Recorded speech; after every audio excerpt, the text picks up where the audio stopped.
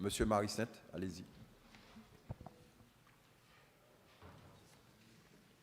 Bonjour, Monsieur le Président.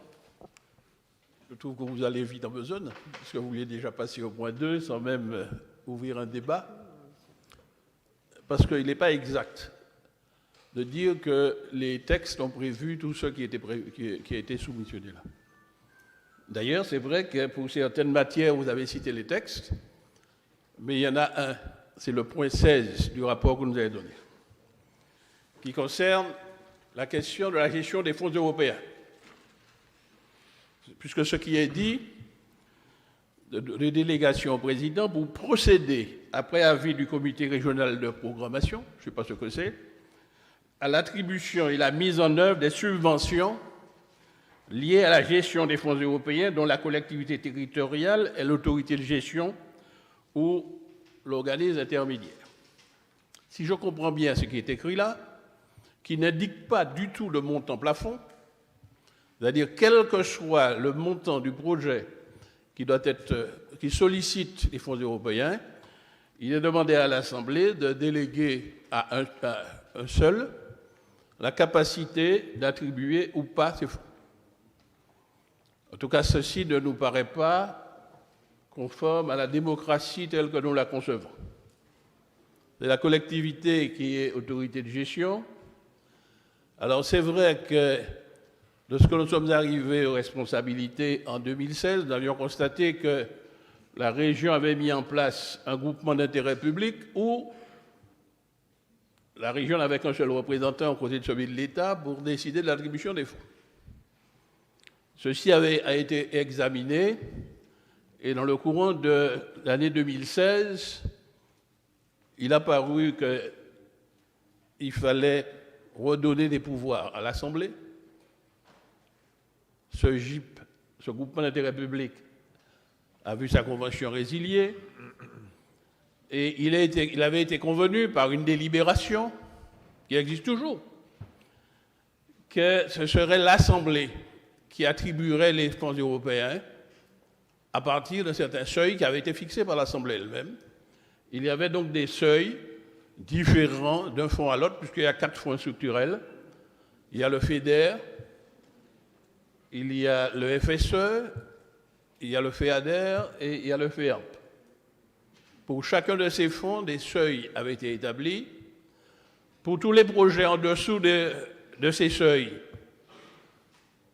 la délégation avait été donnée effectivement au président du conseil exécutif de l'époque, mais qui devait décider par arrêté délibéré. C'est-à-dire qu'il y avait toujours une délibération. On ne lui avait pas attribué à lui tout seul le soin d'attribuer ou de ne pas attribuer.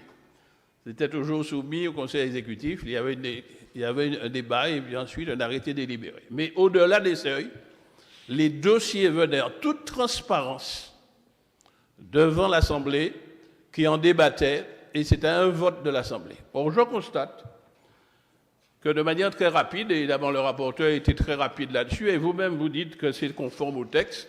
Je ne connais aucun texte qui prévoit qu'on puisse attribuer à une seule personne le soin d'attribuer des fonds européens, quel que soit le montant du projet. C'est pour cela que nous ne sommes pas d'accord, parce qu'il me semble que ce serait une régression de la démocratie. Moi, j'avais entendu qu'on s'était engagé à respecter les pouvoirs de l'Assemblée, à faire de la transparence, et dès le départ, on nous proposait de remettre de l'opacité sur l'attribution des fonds européens. Donc je voulais marquer la réserve de notre groupe là-dessus. Nous ne pourrons pas vous suivre sur ce point-là, sur lequel, d'ores et déjà, nous souhaitons un vote séparé. Les autres points de délégation nous paraissent normaux pour faire fonctionner la collectivité. Il n'y a pas de problème là-dessus. Mais c'est sur le point 16, donc les fonds européens, je me répète en conclusion de mon intervention, que nous avons une opposition. Merci. Merci, M. Marisset. J'ai bien entendu votre remarque. Alors, ce que je pourrais dire déjà, c'est que, effectivement, je sais qu'il existe, à ma connaissance, qu'il existait un accord cadre que l'ancienne Assemblée avait dans ses tiroirs. Donc, je pense que nous travaillerons probablement là-dessus et nous ferons en sorte qu'il soit respecté. Et puis, bon, si vous voulez qu'on puisse faire éventuellement de l'article 16 un vote particulier, en dehors de tous les autres, je vais le soumettre à l'Assemblée. Et puis, nous déciderons. Mais il est clair que nous avons dit que nous tiendrons compte de toutes les observations qui nous sont faites et nous travaillerons pour qu'il y ait le maximum de transparence dans ces dossiers. Vous avez tout dit concernant cette autorité de gestion que représente l'Assemblée, effectivement, mais que la CTM est effectivement autorité de gestion. Mais bon, nous tiendrons compte de toutes ces informations, M. Marie-Sainte, et nous mettrons voix. Sauf s'il y a encore une intervention. Président.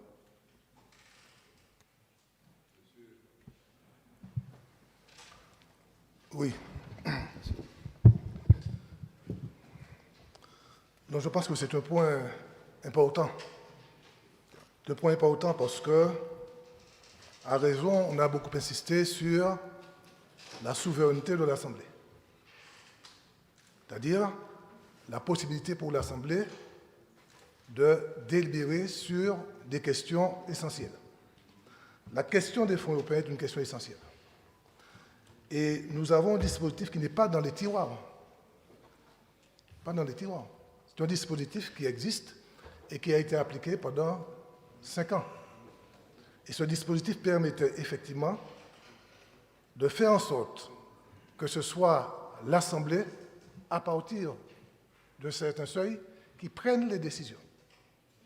Aujourd'hui, Daniel Marie-Sainte le disait, on est dans une espèce de régression démocratique sur la question des fonds européens.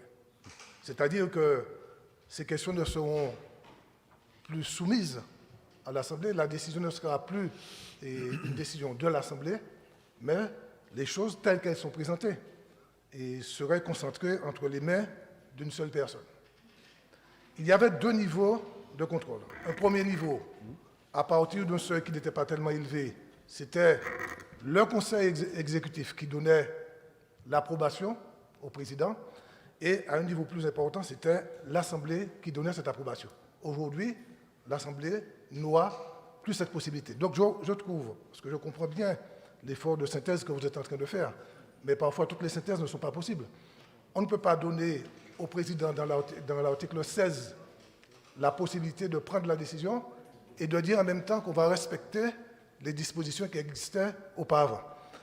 Il y a 2 possibilités, ou on sort ce point 16 du document que vous soumettez en le conditionnant à une modification, parce que vous avez le droit de modifier le dispositif qu'on a retenu, en le conditionnant à un changement du dispositif, mais vous ne pouvez pas dire à la fois, et même si je salue votre effort de synthèse et de recherche d'équilibre, vous ne pouvez pas à la fois donner tout pouvoir au président du conseil exécutif pour signer et en même temps dire que vous allez appliquer des modalités qui ont été définies par l'Assemblée lors de la précédente mandature. Donc je pense qu'il faut trouver une manière plus claire, en tout cas, de trancher cette question. Ou vous décidez de donner tout le pouvoir au président du conseil exécutif sur la question des fonds européens, c'est votre droit, on peut ne pas être d'accord, mais vous pouvez le faire. Mais je pense que ce serait posé là de manière insidieuse, parce qu'il faut avoir un débat de fond sur le dispositif plus démocratique, plus transparent que nous avions mis en œuvre. Donc voilà les quelques éléments que je voulais apporter pour conforter les propos de notre chef de groupe, Daniel Marie-Sainte.